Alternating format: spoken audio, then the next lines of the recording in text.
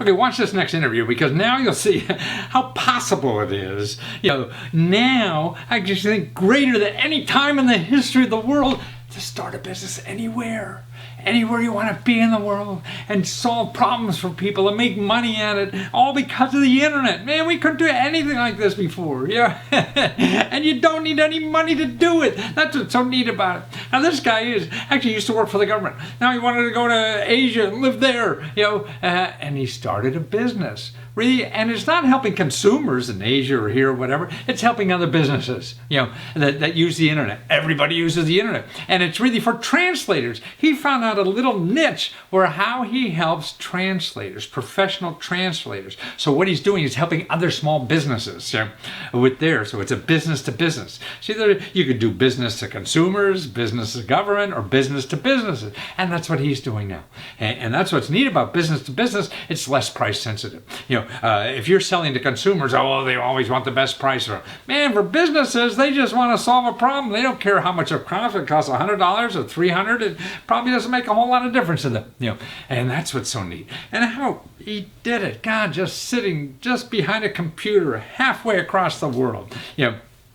And he says he's going to come back, and live in Florida eventually and whatever, because what do you want to do? But boy, to have the lifestyle you want, in life, to live the way you want in life, it's now more possible, I think, than ever before. You don't need, a whole lot of money or little to none even. People are starting business with no money, or expertise or contacts. You just figure it out. That's what life is all about, figuring out yourself. Don't hire experts. They'll tell you what to do yesterday. They don't know about what's inside you and how to take the best what's inside you and give it to the world. And that's where you'll make the most money. It may or may not work, but who cares? It doesn't cost any money to find out. So watch how he did it and learn from this, because man, it's so much neater to live this way. Well, Tom Hoare, boy, but more importantly, it's precisiontranslationtools.com. And you have this great crowdfunding campaign on Indiegogo, and it seems like you're the first I've done like 700 interviews like this, and most of them is like for consumers products, just for consumers. But you figured out how to use crowdfunding almost like a business to business, because your product is really professional translators who are in business, aren't they? Well, you're right. It is a business-to-business software tool. I never thought of it that way. Yeah. But our customers are professional translators. Yeah. And that's, I think you're starting a trend now, how to use this, crowdfunding tool for a business-to-business. Why not? You're doing it. You're doing it successfully, and you're learning how to market your product so much better by just doing it. Well, thank you. Yeah, the whole goal for our campaign was to learn how to communicate with, find, identify, and communicate with our customer base. And we've had an amazing response and return on our experience. Yeah. Because it seems like your option was like to do a market study, and you're going to spend tens of thousands of dollars, some consultant who's going to do a market study for you. That's not in my budget.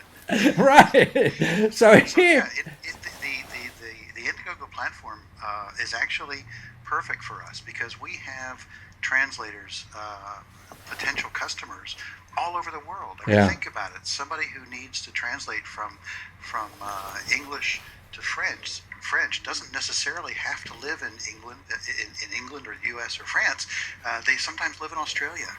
Or they want to translate from German to French. That your system does that too, correct? It translates pretty much any language. It really depends on what the translator brings to the table. The translator needs a history of their own work. I see. And our software takes that history, that database, if you will, of their own work, and it converts it into an engine that they use right on their own Windows. So in other words, when you say their own work, so the original document they're translating and their output of the translation, is that what you take in your database? It's not my database, it's their database. Yes, but to create the algorithm or whatever.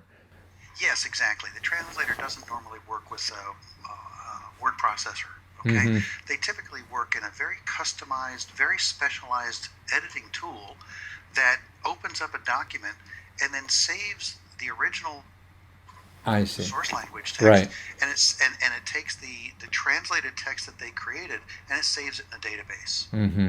and then they can reuse that database again and again and again. Mm-hmm. And what we've done is we've added software that takes that database that they can reuse, and it creates an engine that is not limited to what's in the database. It actually generates any translation Wow. that can be translated from within that database. And it seems, from reading the literature, it seems like it really senses the style of the translator too. That so it doesn't look like, in my Kindle, this computer reading the stuff out. Very true. Very true. It takes on the personality of the translator because it learns from the translator's work. Okay? So if the translator has 4 or 5 years, 3 years of their own work that they've done themselves, it learns only from that. It can't reach out and find something else that's not there because it doesn't have to be connected to the internet. Wow. Okay? So if a translator has a lot of times translators will swap and trade their databases amongst each other. Oh, really? Oh, okay? cool. Yeah, and so if they've done that, it will learn from whatever the translator gives Wow. it. So this is intelligent, computer intelligent design or whatever you call it. I mean, the computers are learning from the words. I mean, and they get better at it. The boring way of saying it, it's machine learning, artificial intelligence. I see. Let's not go there. This is just a way that a translator can use what they've already done in the past to help them work faster in their current work. Yeah. And what I can't get over too is the price. I mean, this is on Indiegogo is like less than $350, and it seems like this kind of stuff was, just outrageous to most small business translators, I would think. It's true. Yeah. When I first started in this part of my career, about 8 years ago, okay, this kind of software would run on a big grid, a big network of computers would work together, and to convert a database of translations into this engine that makes it work might take 50 computers working for 2 weeks. Wow! Right. Yeah. Okay. Well, what happens in computers? There's 2 things you can be guaranteed is going to happen with computers. They get smaller, they get faster, they get cheaper. Yeah. So that's 3 things. Okay. So in the 10 years since this software I came see. out, it's gotten better and faster. I see. Okay? So And we work with some universities that actually create the software for academic research, and we take their work and we commercialize it. And bring it to the desktop of the computer of a translator's computer. Wow. Yeah. No, I mean, that's what I would think. It's just, phenomenal. It used to be out of reach for anybody. And you're making it, and I'm sure the translation business, I mean, there's not a whole lot of big company, Fortune 500 companies in it. A majority of it, I would think, individual translators, small businesses. Is that correct?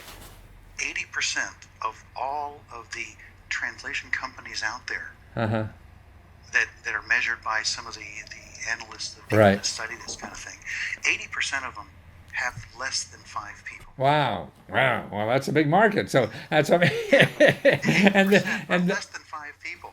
Right. And so you add to that the individual translator that sits at their own desktop as a freelance translator at home. Yeah. The market is huge. Yeah. And so how do you communicate with such a fragmented, dispersed market? Social media has been our saving grace in this. We've put the word out through social media.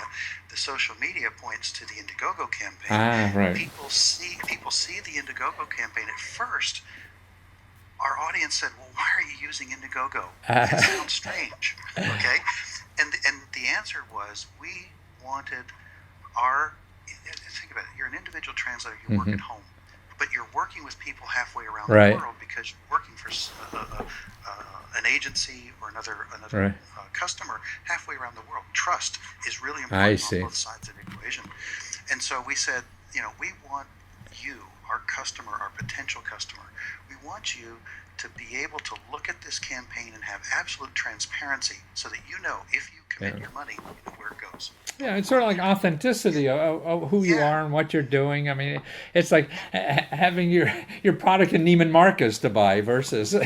And secondly, there's some oversight. Indiegogo, we have some obligations to Yeah. Indiegogo by using their Hmm. platform, and they look at us and they say, "Hey, look, you promised this. We're going to hold you to your Yeah. promise." So the translator has a third party that can actually help be their advocate to Uh-huh. make sure that we stay Well, in the now quote. another thing I was thinking about is that I mean, professional translators know how bad like Google Translate is for doing any kind of real work. I would think most of them, but the average person doesn't. So, how do we educate the rest of the world that your translator is not a Google Translate? That I mean, I know five words in Chinese, and Google Translate misses those up most of the time.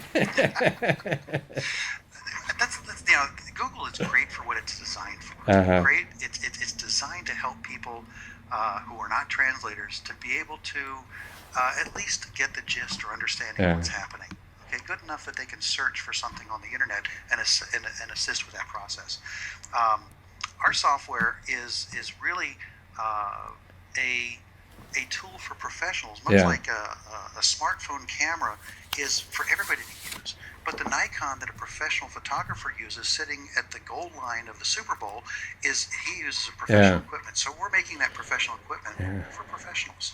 But I mean, I mean, you get a Nikon camera, you could spend 10 grand on this thing. But I mean, that's what's so neat about your item. I mean, for less than $350, you got this on Indiegogo. I mean, that's wonderful for such a powerful tool. So if people want to find out about it, even if the campaign's over, we can still order from you, correct? Yes, we are about ready to cross the threshold, and Uh-huh. Indiegogo has a special feature that when we hit our goal of $6,500, Right. we can convert the campaign into what's called an in-demand status. I see. By popular demand. Right, exactly. So That's by it. popular demand, the in-demand status means we'll keep the campaign open, and people can continue to experience the benefits of the discounts we're Right. offering in advance of our launch. Our launch is going to be in January 2016. I see. Well, wonderful. So right now to get in on this is precisiontranslationsTools.com. Go there, see all of Tom's work, and what he's been spending a career doing. I mean, you're not some fly-by-night who decided to get the translation business. You've been doing this your life, and thank you for doing all this great work and getting it down to a reasonable price, to have a professional product at a reasonable price. So many people like to gouge professionals, and it's nice that you're very price sensitive. So thank you for your work, Tom. Take it up. Thank And you for the interview. I really appreciate it. you bet. And stay warm It's out been a there in joy. Thailand. Thank you. Take Bye-bye. care.